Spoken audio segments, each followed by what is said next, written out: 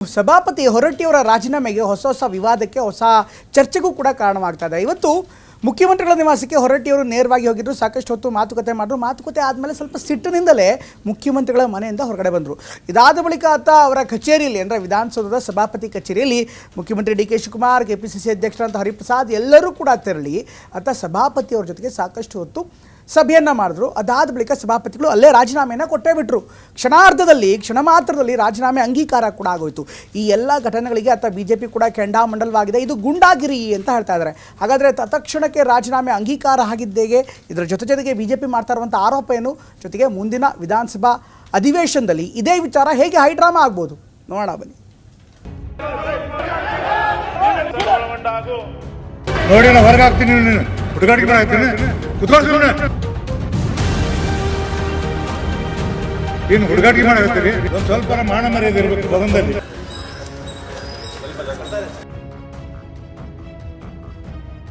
ಕೊನೆಗೂ ಸಭಾಪತಿ ಸ್ಥಾನಕ್ಕೆ ರಾಜೀನಾಮೆ ನೀಡಿದ ಹೊರಟ್ಟಿ. ಸಭಾಪತಿ ಸಾಹೇಬರು ಇವತ್ತು ರಾಜೀನಾಮೆಯನ್ನು ಸಲ್ಲಿಸಿದ್ದಾರೆ. ಕೊಡಬೇಕಂದ್ರೂ ಕೊಟ್ಟಿದ್ದೀನಿ ನಾನು. ಸಿಎಂ ಡಿಕೆಶಿ ಸಮ್ಮುಖದಲ್ಲೇ ರಾಜೀನಾಮೆ, ಕ್ಷಣ ಮಾತ್ರದಲ್ಲಿ ಅಂಗೀಕಾರ. ರಾಜೀನಾಮೆ ಕೂಡ ಅಕ್ಸೆಪ್ಟ್ ಆಗಿ ಆಕಸ್ಮಿಕ ಬಂತು, ಆಕಸ್ಮಿಕ ಒಂಟೆ. ಹಿಂದೆಂದೂ ನಡೆಯದ ರೀತಿಯಲ್ಲಿ ಗೂಂಡಾಗಿರಿ ನಡೀತಾ ಇದೆ. ವಿಧಾನ ಪರಿಷತ್ಗೆ ಒಂದು ರೀತಿ ಕಳಂಕ ಇದು. ವಿಧಾನ ಪರಿಷತ್ ಸಭಾಪತಿ ಬಸವರಾಜ ಹೊರಟ್ಟಿ ರಾಜೀನಾಮೆ ಪ್ರಹಸನ ಅಂತ್ಯಗೊಂಡಿದೆ. ಗಾಯತ್ರಿ ಶಾಂತೇಗೌಡರಿಗೆ ನೂತನ ಎಂಎಲ್ಸಿಯಾಗಿ ಪ್ರಮಾಣ ವಚನ ಬೋಧಿಸಿದ ಬಳಿಕ ಬಸವರಾಜ ಹೊರಟ್ಟಿ ತಮ್ಮ ಸ್ಥಾನಕ್ಕೆ ರಾಜೀನಾಮೆ ಸಲ್ಲಿಸಿದ್ದಾರೆ. ಮೊದಲೇ ಸಿದ್ಧಪಡಿಸಿಕೊಂಡಿದ್ದ ರಾಜೀನಾಮೆ ಪತ್ರವನ್ನ ಹೊರತೆಗೆದ ಹೊರಟ್ಟಿ ಸಿಎಂ ಸಮ್ಮುಖದಲ್ಲೇ ದಿನಾಂಕ ಹಾಕಿ ಸಹಿ ಮಾಡಿ ಸಲ್ಲಿಸಿದ್ದಾರೆ. ರಾಜೀನಾಮೆ ಸಲ್ಲಿಸಿದ ಕೆಲವೇ ಕ್ಷಣಗಳಲ್ಲಿ ಅದು ಅಂಗೀಕಾರ ಕೂಡ ಆಗಿದೆ. ಬಳಿಕ ಪ್ರತಿಕ್ರಿಯಿಸಿದ ಸಿಎಂ ಡಿಕೆ ಶಿವಕುಮಾರ್, ಹೊರಟ್ಟಿ ರಾಜೀನಾಮೆ ಪತ್ರವನ್ನ ಕಾರ್ಯದರ್ಶಿಗೆ ಸಲ್ಲಿಸಲಾಗಿದೆ. ತೆರವಾಗಿರುವ ಸಭಾಪತಿ ಸ್ಥಾನಕ್ಕೆ ಹೊಸಬರ ಆಯ್ಕೆ ಪ್ರಕ್ರಿಯೆ ಶೀಘ್ರದಲ್ಲೇ ನಡೆಯಲಿದೆ. ಆಗಸ್ಟ್ 14ರಂದು ಉಪಸಭಾಪತಿ ಚುನಾವಣೆ ನಡೆಯಲಿದ್ದು, ಆ ನಂತರ ಸಭಾಪತಿಗಳ ಆಯ್ಕೆಯೂ ನಡೆಯಲಿದೆ ಅಂತ ಸ್ಪಷ್ಟಪಡಿಸಿದ್ರು. ನಮ್ಮ ಸಭಾಪತಿ ಸಾಹೇಬರು ನಾವೆಲ್ಲ ಕೂತ್ಕೊಂಡು ಚರ್ಚೆ ಮಾಡಿದ್ರು. ಅವರಿಗೆ ರಾಜಕೀಯದ ವಾಸ್ತವಾಂಶ ಎಲ್ಲ ಕೂಡ ಅರಿವಿದೆ. ಅವರೇ ಬಹಳ ಗೌರವದಿಂದ ಇವತ್ತು ರಾಜೀನಾಮೆಯನ್ನು ಸಲ್ಲಿಸಿದ್ದಾರೆ.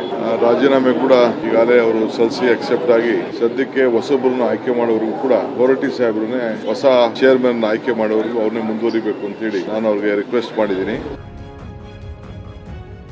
ರಾಜೀನಾಮೆ ನೀಡಿದ ಬಳಿಕ ಮಾಧ್ಯಮಗಳೊಂದಿಗೆ ಮಾತನಾಡಿದ ಬಸವರಾಜ ಹೊರಟ್ಟಿ, ನಾನು ನನ್ನ ಸ್ಥಾನಕ್ಕೆ ರಾಜೀನಾಮೆ ನೀಡಿದ್ದೇನೆ. ಇಷ್ಟು ದಿನ ಸಹಕರಿಸಿದ ಎಲ್ಲರಿಗೂ ಧನ್ಯವಾದಗಳು. ಕಾಂಗ್ರೆಸ್ ನಾಯಕರು ರಾಜೀನಾಮೆ ಕೊಡಲು ಹೇಳಿದ್ರು, ಅದಕ್ಕೆ ಕೊಟ್ಟಿದ್ದೇನೆ. ಇದರಲ್ಲಿ ಯಾವುದೇ ಒತ್ತಡವಿಲ್ಲ ಅಂದ್ರು. ರಾಜೀನಾಮೆ ಕೊಟ್ಟೆ. ಇನ್ನೆಲ್ಲ ಇಲ್ಲಿವರೆಗೆ ಸಹಕಾರ ಮಾಡಿದ್ದಕ್ಕೆ ಧನ್ಯವಾದವನ್ನ ಹೇಳಿದೆ. ಅವರು ಅದನ್ನ ಹೇಳಿದ್ರು. ಒಬ್ಬರಿಗೊಬ್ಬರು ಇಲ್ಲಿವರೆಗೆ ಸದನದಲ್ಲಿ ನಡೆದಂತದಕ್ಕೆಲ್ಲ ಸಹಕಾರ ಮಾಡಿದ್ದಕ್ಕೆ ಕೃತಜ್ಞತೆಯನ್ನು ಸಲ್ಲಿಸಿದ್ರು. ಬೇರೆ ಯಾವುದೇ ವಿಷಯ ನಿಮಗೆ ನಿಜವಾಗ್ಲೂ ಒತ್ತಡ ಹಾಕಿದ್ರೆ ಅಥವಾ ನೀವು ಸ್ವಇಚ್ಛೆಯಿಂದ ಕೊಟ್ಟರು? ರಾಜೀನಾಮೆ ಕೊಡಂದ್ರು ಕೊಟ್ಟಿನಿ. ಪರೋಕ್ಷವಾಗಿ ಒತ್ತಡ ಹಾಕಬೇಕು ತಡ ಅಂತ ಏನಲ್ಲ. ಕೊಡಂದ ಚೀಫ್ ಮಿನಿಸ್ಟರ್ ಕೊಡಂದ ಕೊಡ್ಬೇಕಾದ್ರೆ ಕೊಟ್ಟಿದ್ವಿ. ಅವರಿದ್ದಾಗ ಮತ್ತೆ ಅವ್ರು ಕೇಳಿದಾಗ ನಾವು ಕೊಡೋದು ನಮ್ಮ ಡ್ಯೂಟಿ ಕೊಟ್ಟಿದ್ವಿ. ಇನ್ನೊಂದೆಡೆ ಬಸವರಾಜ ಹೊರಟ್ಟಿಯವರನ್ನ ಏಕಾಏಕಿ ಸಭಾಪತಿ ಸ್ಥಾನದಿಂದ ಇಳಿಸಿದ್ದಕ್ಕೆ ಬಿಜೆಪಿ ನಾಯಕರು ತೀವ್ರ ಆಕ್ರೋಶ ಹೊರಹಾಕಿದ್ದಾರೆ.